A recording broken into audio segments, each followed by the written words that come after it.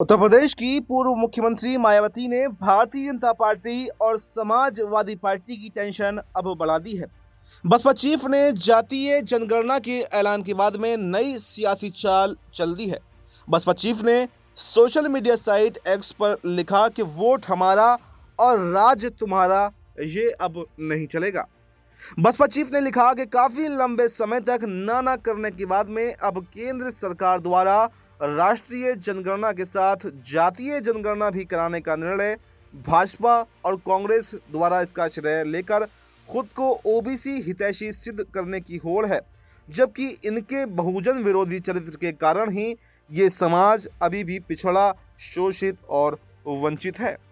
मायावती ने लिखा कि वैसे भी कांग्रेस और भाजपा आदि की अगर नियत और नीति बहुजन समाज के प्रति पाक साफ होती तो ओबीसी समाज देश के विकास में उचित भागीदार बन गया होता, जिससे इनके मसीहा परम पूज्य बाबा साहब डॉक्टर भीमराव अंबेडकर का आत्मसम्मान और स्वाभिमान का मिशन सफल होता हुआ जरूर दिखता। यूपी की पूर्व सीएम ने लिखा कि लेकिन बाबा साहब और बीएसपी के अनवरत संघर्ष के कारण ओबीसी समाज आज जब काफी हद तक जागरूक है तो दलित की तरह ओबीसी वोटों के लिए ललायित इन पार्टियों में इनका हितैषी दिखाने का स्वार्थ और मजबूरी बन गया है। अर्थात ये स्पष्ट है कि ओबीसी का हित बीएसपी में ही निहित है। उन्होंने लिखा कि वोट हमारा राज तुम्हारा, आखिर ये देश के अंदर कब तक चलता रहेगा। मानवतावादी संघर्ष को सही और सार्थक बनाकर अपने पैरों पर खड़े होने का समय अब आ गया है, जिसके लिए कोताही और लापरवाही घातक हो सकती है। इस पर मायावती ने साफ साफ कहा कि ओबीसी समेत बहुजन हित कल्याण और उत्थान हेतु भरोसा करना बिल्कुल भी ठीक नहीं है। कांग्रेस और जो बीजेपी है, इन्होंने हमेशा जो है पिछड़े वर्ग को दबाने का प्रयास किया। ना तो कांग्रेस ने इतने सालों के शासनकाल में एक बार भी जो है वो जातीय जनगणना करवाई और ना ही बीजेपी ने जातीय जनगणना करवाई।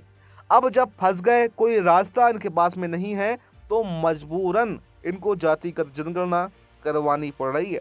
बसपा चीफ ने ओबीसी वर्ग को लेकर जो अपील की है वो निश्चित तौर पर सपा और बीजेपी की मुश्किल बढ़ा सकता है। मायावती की इस नई चाल को लेकर राजनीतिक जानकारों का कहना है कि वो दलित मतों के साथ साथ ओबीसी वोट्स को भी नज़र बनाए हुए हैं और उनकी कोशिश है कि 2027 में प्रस्तावित विधानसभा चुनाव ओबीसी और दलित मतों का गठजोड़ करके सत्ता का 15 साल का सूखा खत्म कर सकें। तो ऐसे में अब ये देखना काफ़ी दिलचस्प होने वाला है कि क्या मायावती अपनी इस रणनीति में कामयाब हो पाती हैं।